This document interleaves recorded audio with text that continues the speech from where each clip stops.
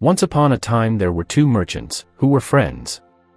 Both of them were getting ready for business trips to sell their merchandise, so they had to decide whether to travel together. They agreed that, since each had about 500 carts, and they were going to the same place along the same road, it would be too crowded to go at the same time. One decided that it would be much better to go first. He thought, the road will not be rutted by the carts, the bullocks will be able to choose the best of all the grass, we will find the best fruits and vegetables to eat, my people will appreciate my leadership and, in the end, I will be able to bargain for the best prices. The other merchant considered carefully and realized there were advantages to going second. He thought, my friend's carts will level the ground so we won't have to do any road work, his bullocks will eat the old rough grass and new tender shoots will spring up for mine to eat. In the same way, they will pick the old fruits and vegetables and fresh ones will grow for us to enjoy. I won't have to waste my time bargaining when I can take the price already set and make my profit. So he agreed to let his friend go first. This friend was sure he'd fooled him and gotten the best of him, so he set out first on the journey. The merchant who went first had a troublesome time of it. They came to a wilderness called the waterless desert, which the local people said was haunted by demons. When the caravan reached the middle of it, they met a large group coming from the opposite direction. They had carts that were mud-smeared and dripping with water. They had lotuses and water lilies in their hands and in the carts. The head man, who had a know-it-all attitude, said to the merchant, "Why are you carrying these heavy loads of water? In a short time you will reach that oasis on the horizon with plenty of water to drink and dates to eat. Your bullocks are tired from pulling those heavy carts filled with extra water, so throw away the water and be kind to your overworked animals." Even though the local people had warned them, the merchant did not realize that these were not real people, but demons in disguise. They were even in danger of being eaten by them.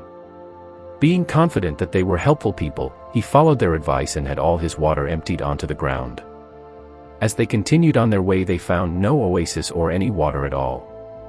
Some realized they'd been fooled by beings that might have been demons, and started to grumble and accuse the merchant. At the end of the day, all the people were tired out. The bullocks were too weak from lack of water to pull their heavy carts. All the people and animals lay down in a haphazard manner and fell into a deep sleep. Lo and behold, during the night the demons came in their true frightening forms and gobbled up all the weak defenseless beings. When they were done there were only bones lying scattered around, not one human or animal was left alive. After several months, the second merchant began his journey along the same way.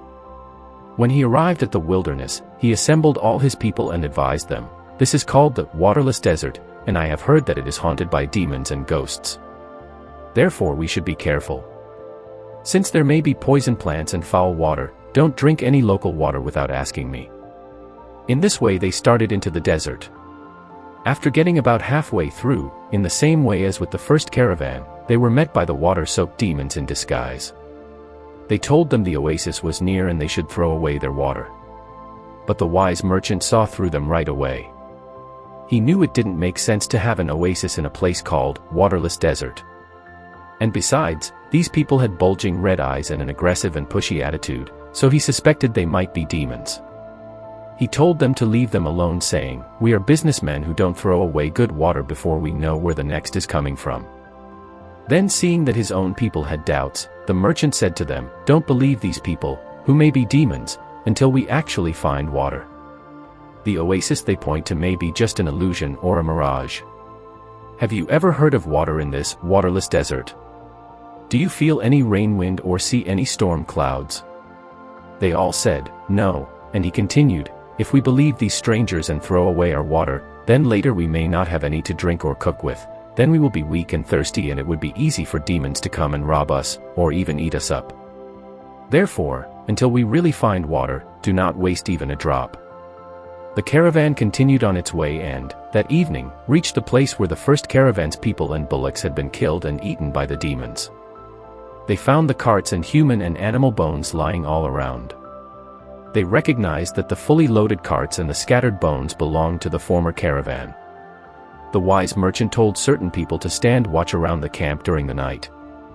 The next morning the people ate breakfast, and fed their bullocks well. They added to their goods the most valuable things left from the first caravan. So they finished their journey very successfully, and returned home safely so that they and their families could enjoy their profits.